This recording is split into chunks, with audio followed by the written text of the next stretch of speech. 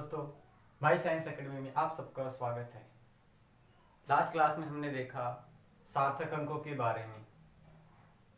अगर आपने सार्थक अंकों वाला लेक्चर नहीं देखा है तो आप आई बटन पे जाके देख सकते हैं। और आज हम इस लेक्चर में बात करेंगे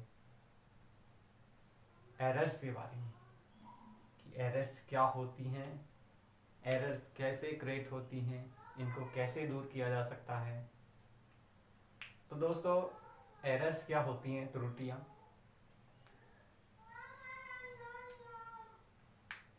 कि फिजिक्स में हम किसी भी भौतिक राशि का मापन करें तो जो उसका एग्जैक्ट मान होता है और जो हम मान रहे हैं, माप रहे हैं मान या प्रेक्षित मान है, उसमें कुछ ना कुछ डिफरेंस आ जाता है।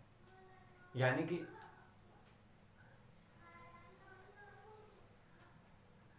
इस मार्कर की लेंथ का मेजर करें तो इसकी लेंथ का मेजर जैसे कि आ रहा है 10.2 सेंटीमीटर, और अगर इसको और एक्यूरेसी से माप लेते हैं, मान लो ये आ रहा है 2.1 सेंटीमीटर, और भी अगर इसको शुद्धता से नापे तो 10.215। तो दोस्तों, त्रुटि क्या होती है, एक्यूरेसी क्या होती है, प्रिसाइज क्या होता है, तो देखते हैं कि दोस्तों किसी भी भौतिक राशि के मापन करने में जो उसका वास्तविक मान है और जो मापा गया मान है उसका अंतर त्रुटि कहलाता है। तो दोस्तों, त्रुटि को पूर्णतः दूर करना तो संभव नहीं है, फिर भी हम कुछ कारण हैं उनका निवारण करके त्रुटि को दूर कर सकते हैं। तो कोई भी भौतिक राशि है, उसमें मापन में क्या क्या त्रुटियां आ सकती हैं, कैसी कैसी त्रुटियां होती हैं, तो देखते हैं दोस्तों इसमें।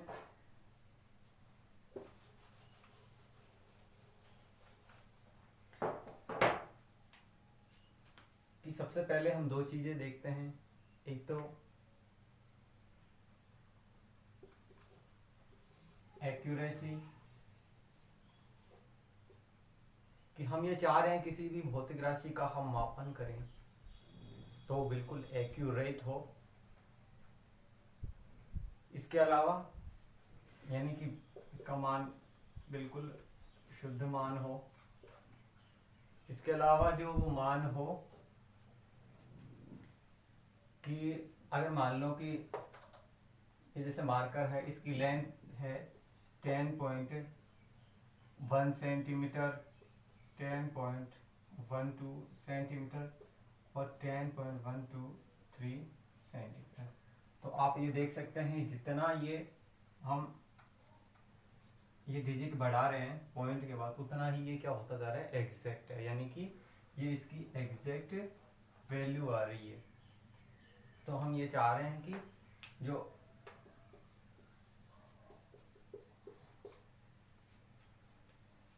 जो हम लेंथ इसकी मेजर कर रहे हैं, कितने पॉइंट तक कर रहे हैं, कितने मान तक कर रहे हैं, वो इसका प्रेसाइज वैल्यू होती है। यानी कि हम चाह रहे हैं कि इसकी शुद्ध मान है जो बिल्कुल एक्यूरेट भी प्राप्त हो, और जो दशमलव है उसके बाद पॉइंट तक प्राप्त हो, तो इसमें एरर्स कम प्राप्त होंगी। तो दोस्तों, एरर्स 3 टाइप्स की होती हैं, देखते हैं।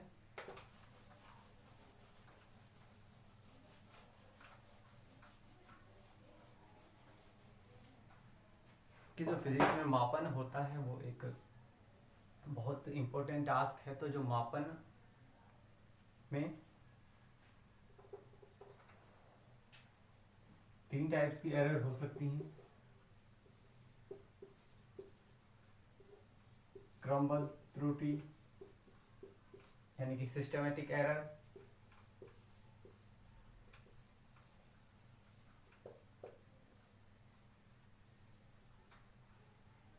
तो दोस्तों क्रमबद्ध त्रुटि क्या होती है कि वह त्रुटि जिसके कारण हमको ज्ञात हो और जिसे दूर किया जा सके। दोस्तों इसमें भी कुछ टाइप है हमारे कि एक हो सकता है यंत्रों के द्वारा त्रुटि, कि कोई भी जो इंस्ट्रूमेंट है उसके निर्माण के समय उसमें कोई डिफेक्ट रह जाए, चाहे बनावट से रिलेटेड हो, तो जो हम किसी भी भौतिक राशि का मापन कर रहे हैं तो उसमें कुछ एरर आ जाएंगी।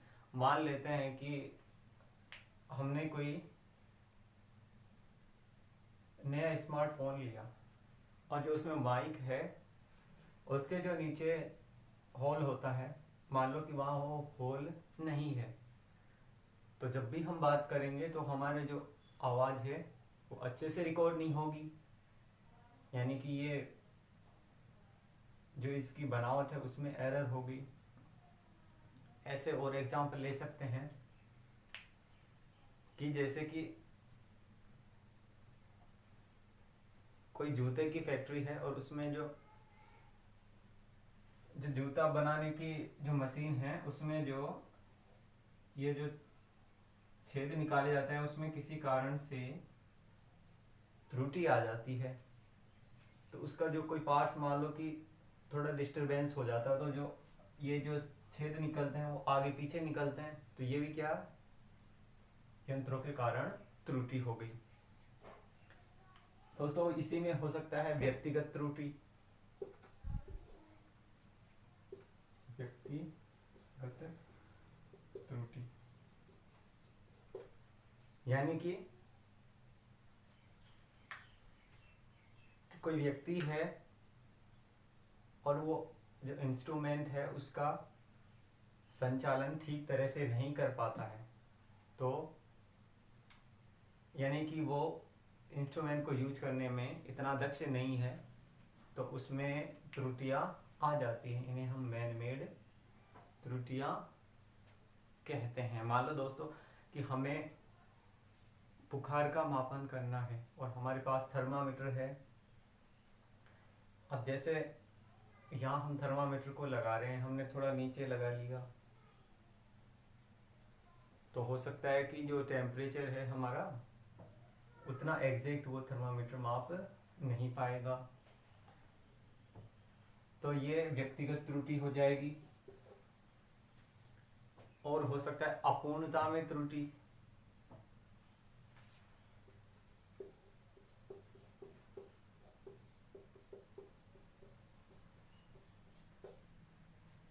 अपूर्णता में त्रुटि मतलब इस त्रुटि को एक बार ये त्रुटि हो जाए तो फिर इसे दूर नहीं किया जा सकता। जैसे कि विकिरण द्वारा ऊष्मा की हानि होने के बाद उसका मापन करना संभव नहीं है, ऐसे ही एक त्रुटि हो सकती है बाह्य कारणों से। यानी कि बाह्य कारण है कि हम मान लो कि लैब में कोई प्रयोग कर रहे हैं और एकदम से हवा चल जाती है, तो हमारा जो इंस्ट्रूमेंट है थोड़ा डिस्टरबेंस हो जाता है, या फिर हम प्रयोग कर रहे हैं और जनरली जैसे लड़के प्रयोग कर रहे हैं और थोड़ी धक्का मुक्की हो जाती है, तो जो हमारे एपरेटस है वो डिस्टरबेंस हो जाता है। यानी कि ये बाह्य कारणों से त्रुटि होती है, तो ये भी एक सिस्टमेटिक त्रुटि होती है। इसके बाद दूसरी टाइप की त्रुटि होती है यादृच्छिक त्रुटियां।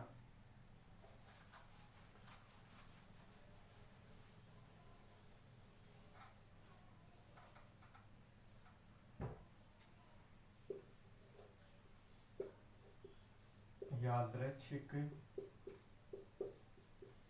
त्रुटियां यानी रैंडम एरर्स, यानी कि किसी कारण से त्रुटि आ जाती है। मान लो कि हम इलेक्ट्रॉनिक्स में कोई एक्सपेरिमेंट कर रहे हैं और अचानक से लाइट चली जाती है, या फिर लाइट ट्रिप मार जाती है, या फिर कोई ऐसा प्रयोग कर रहे हैं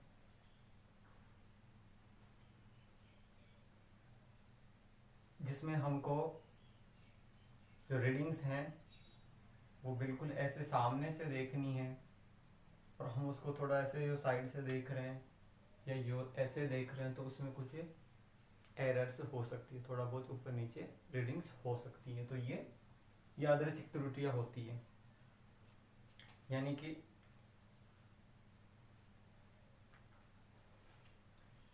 जो यादृच्छिक त्रुटि है इसको कैसे दूर करेंगे, हम देखते हैं कि किसी भौतिक राशि का हम मापन कर रहे हैं, तो उसमें जो पाठ्यांक आ रहे हैं वो आ रहे हैं हमारे पास A1, A2, A3, A4, A5 ऐसे करके AN तक ये पाठ्यांक आ रहे हैं हमारे पास। अब हमारे पास इसमें एरर आ रही है कि मान लो कि हमने कोई रीडिंग ली किसी प्रैक्टिकल की, और हमने जैसे 3 मान लिए, और हमें लग रहा है कि ये ठीक नहीं आ रहा है। मान लो कि सॉरी मान आ रहा है 1.5, एक बार लिया हमने 1.4 आ रहा है, एक बार लिया हमने 1.3 आ रहा है, तो फिर ऐसी टाइप की एरर आ रही है। तो हम क्या करेंगे कि हम 5-7 और रीडिंग लेते हैं, और फिर उन रीडिंग का हम क्या निकालते हैं, माध्य निकालते हैं। तो ऐसे फिर उस एरर को हम दूर करते हैं। यानी कि हम जितने ज़्यादा रीडिंग्स लेंगे उतनी एरर के चांस क्या हो जाते हैं, कम। यानी कि इन रीडिंग्स का हम माध्य निकाल लेते हैं। ए बार लिख दूँ या फिर AM लिख देता हूँ, यानी A1, A2, A3, A4 dash करके AN अपन में है।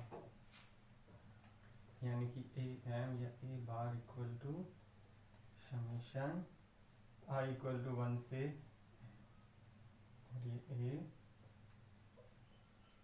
बार लिख सकता है इसको,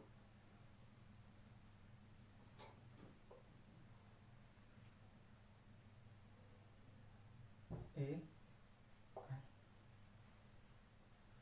इक्वल टू A।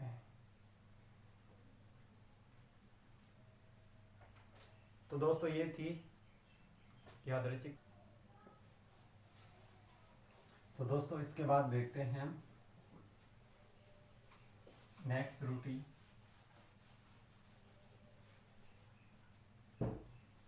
स्थूल त्रुटियां।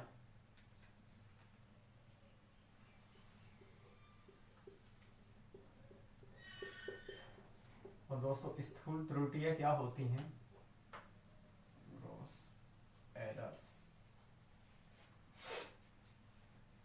कि व्यक्ति की असावधानी के कारण जो त्रुटि होती है। यानी कि अगर हम कोई प्रयोग कर रहे हैं और हमको जो उसके ऑपरेटर्स हैं उनको ऑपरेट करना नहीं आता है, तो जाहिर सी बात है हमारी रीडिंग्स ठीक नहीं आएंगी, प्रयोग ठीक से नहीं होगा। तो इस टाइप्स की जो एरर हों। इसके अलावा हमें जो रीडिंग्स हैं वो लेना नहीं आता हो, और व्यक्ति का भूलना स्वभाव होता है, तो जो हम रीडिंग से ले रहे हैं, मान लो 1.72 रीडिंग आई और हमने हमारे ध्यान नहीं रहता है, हमने उसको लिख दिया 1.62, तो जाहिर सी बात है कि बाद में वो एरर्स ही आएगी। तो ये थी एरर्स के टाइप्स। और अब हम देखेंगे 3 जो एरर्स है हमारी, परम त्रुटि एरर, आपेक्षिक त्रुटि और परसेंट त्रुटि। तो दोस्तों देखते हैं परम त्रुटि।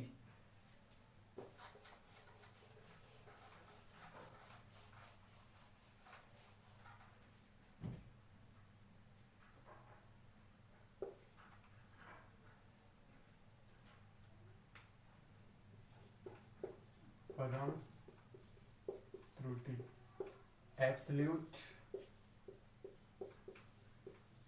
एरर। तो दोस्तों किसी भौतिक राशि के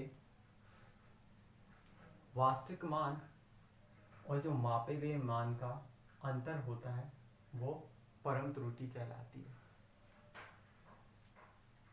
तो ये हम मान लेते हैं कि अब किसी भौतिक राशि के मापन में हमारे पास n मान प्राप्त होते हैं, जैसे कि a1 है, a2 है, a3 है, a4 है, a5 है, जैसे करके n मान प्राप्त हो रहे हैं।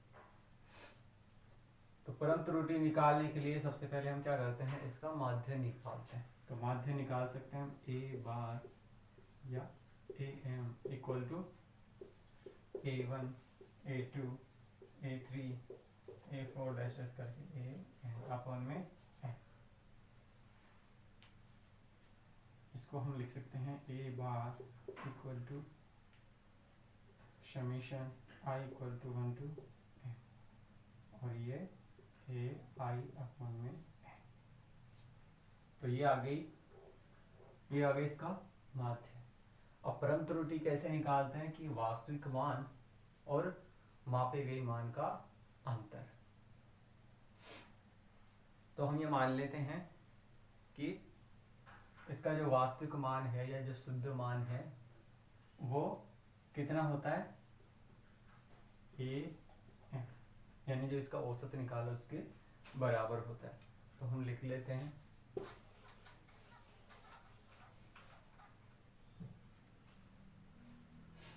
डेल्टा a1, यानी कि ये परम त्रुटि ये किसके बराबर होती है, वास्तविक मान और मापे गए मान का अंतर, यानी कि am minus a1 delta a2 equal to am minus a2 delta a3 equal to am minus a3।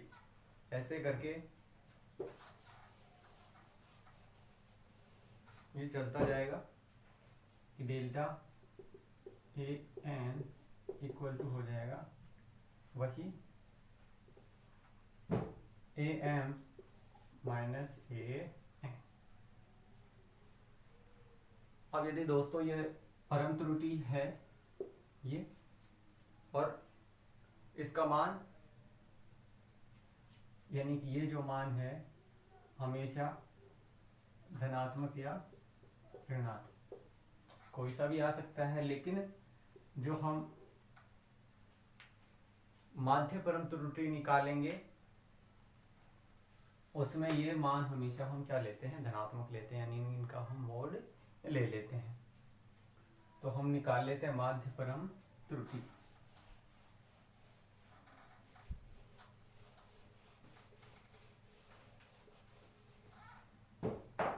यानी सेकंड टाइप की एरर है इसमें हमारे माध्य परम त्रुटि।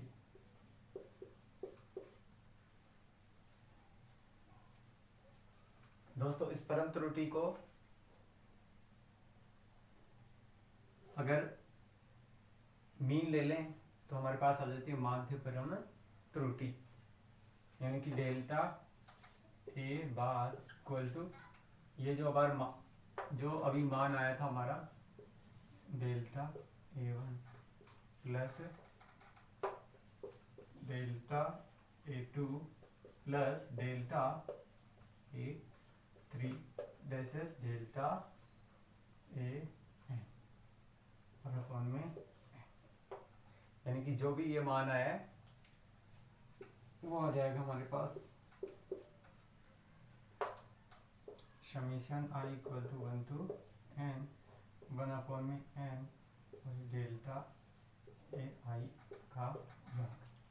तो ये मान आ जाता माध्य परम त्रुटि। नेक्स्ट हम देख लेते हैं इसी में आपेक्षिक या सापेक्षिक परम त्रुटि।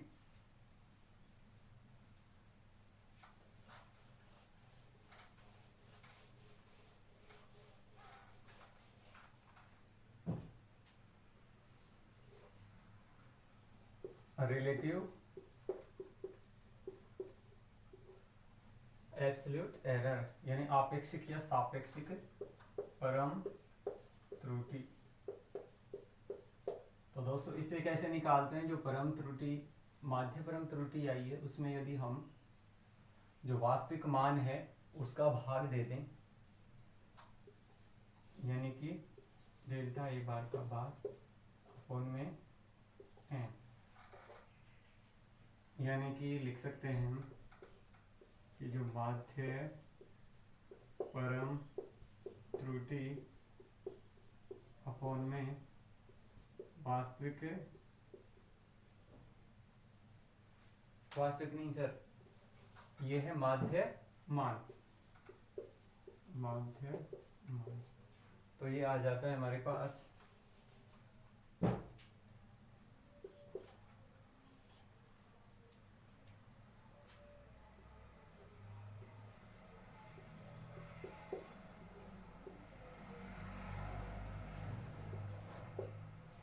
डेल्टा ए आई अपॉन में ए एम, यानी कि जो माध्य लिया था हमने उसको इसमें भाग दे देते हैं, ये हमारे पास आ जाते हैं आपेक्षिक या सापेक्षिक त्रुटि। और लास्ट त्रुटि है इसमें हमारे परसेंट एरर, प्रतिशत त्रुटि। तो परसेंट त्रुटि क्या होती है कि जो आपेक्षिक परम त्रुटि है इसको हम 100 से गुणा कर दें तो हमारे पास क्या आ जाती है? परसेंट एरर, यानी कि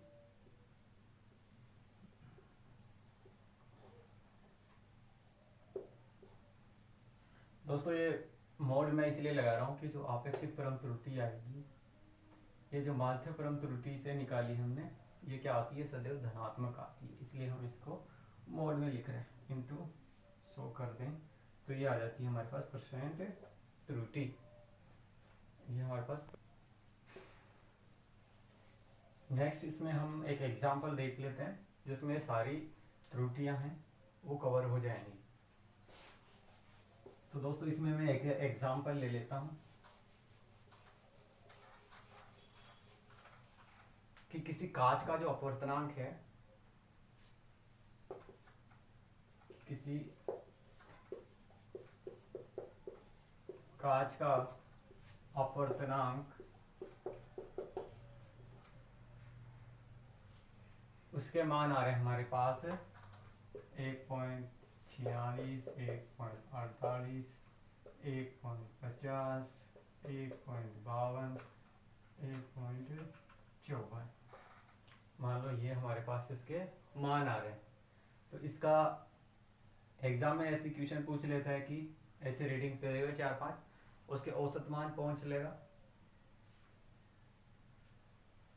उसकी परम त्रुटि निकाल लेगा, उसकी माध्य परम त्रुटि पूछ सकता है, उसकी परसेंट त्रुटि पहुंच सकता है। यानी कि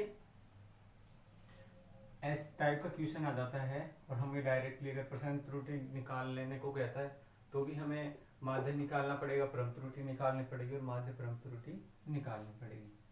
तो देखते हैं इनको कैसे सोल्व कर सकते हैं। तो सबसे पहले हमें निकालना होता है औसत मान।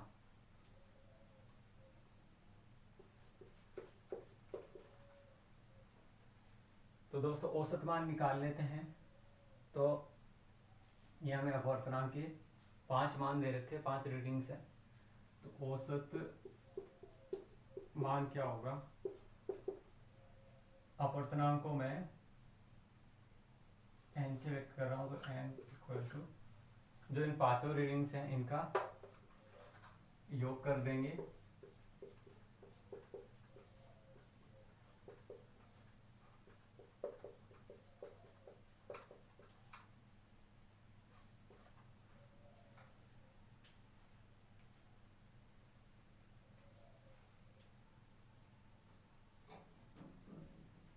तो मैं मान लेता हूं। तो ये जब हम कैलकुलेशन करके देखते हैं तो ये मान लो आ जाता है 1.50, ये मान आ जाता है इसका, ये औसत मान आ जाता है इसका। n बार से लिख लेता हूँ इसका। अब हम निकाल लेते हैं परम त्रुटि, एब्सोल्यूट एरर या इसको निरपेक्ष त्रुटि भी हम कह देते हैं। तो सेकंड इसका परम त्रुटि। तो दोस्तों अभी हमने देखा था कि परम त्रुटि क्या होती है, कि वास्तविक मान और मापे गए मान का अंतर होती है, यानी कि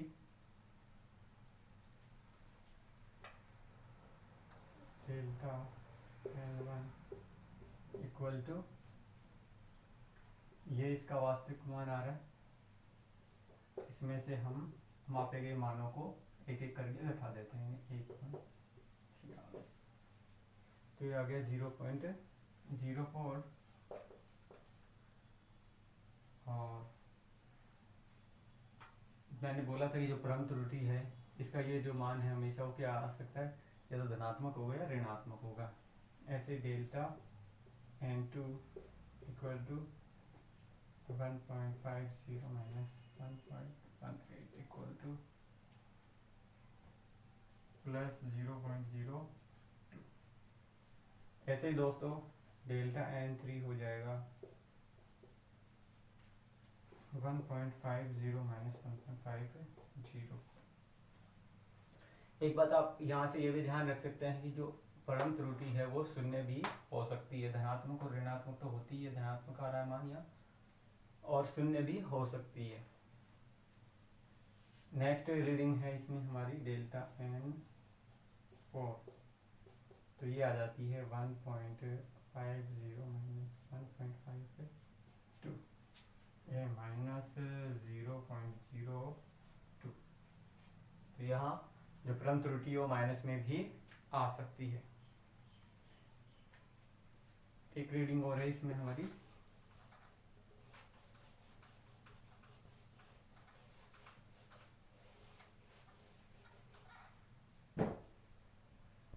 डेल्टा N4 इक्वल टू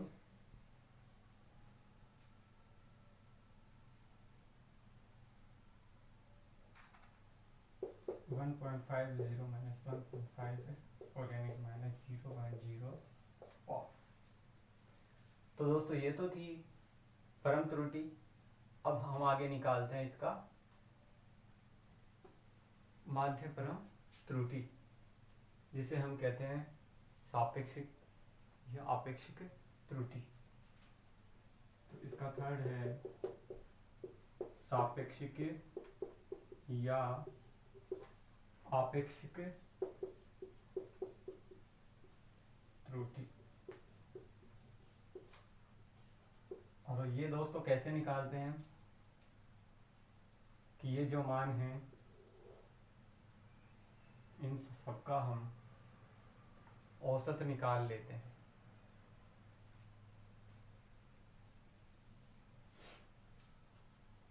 दोस्तों आपेक्षिक या सापेक्षिक से पहले हम निकाल लेते हैं इसकी माध्य परम त्रुटि।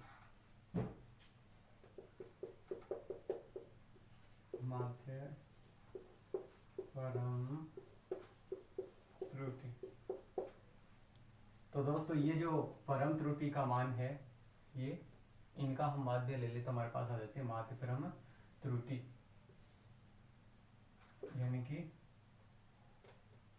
Delta N1 plus delta N2 plus delta N3 plus करके डैश डैश करके जितने भी हैं आप उनमें हैं। तो दोस्तों यहाँ हमारे पास क्या क्या मान है,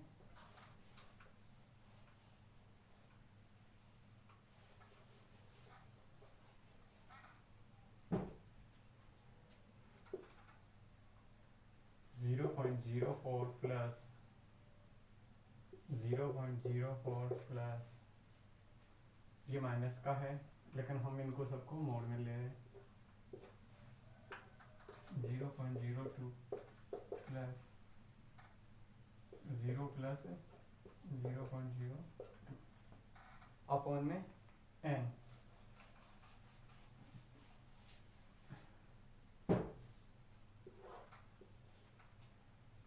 तो n कितना है यहाँ 1 2 3 4 5, तो इक्वल टू 5। तो दोस्तों ये आ जाता है 0.05 024।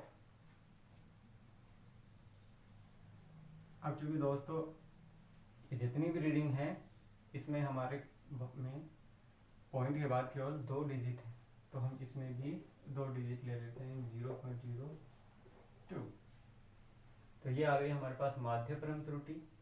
इसके बाद हम देखते हैं आपेक्षिक या सापेक्षिक त्रुटि।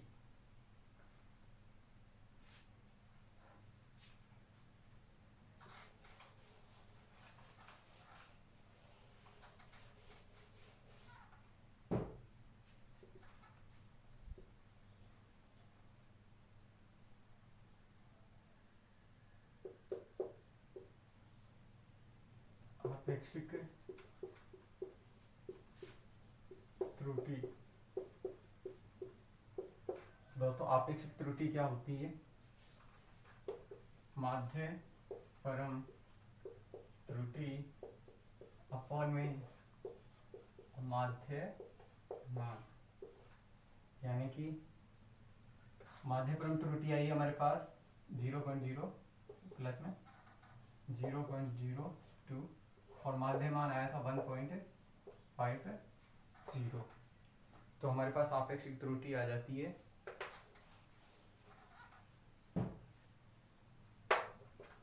0.01। दोस्तों इसको भी हम ले लेते हैं 1 डिजिट में।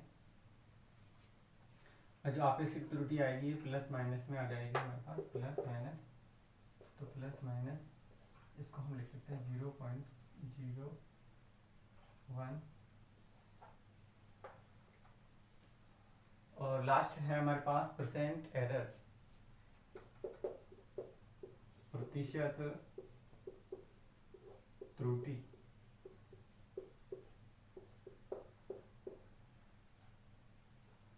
और परसेंट एरर क्या होती है? जो आपेक्षिक त्रुटि होती है उसको हम 100 से गुणा कर दें तो हमारे पास आ जाती है परसेंटेज एरर, यानी कि माध्य परम त्रुटि अपॉन में माध्य मान इंटू 100।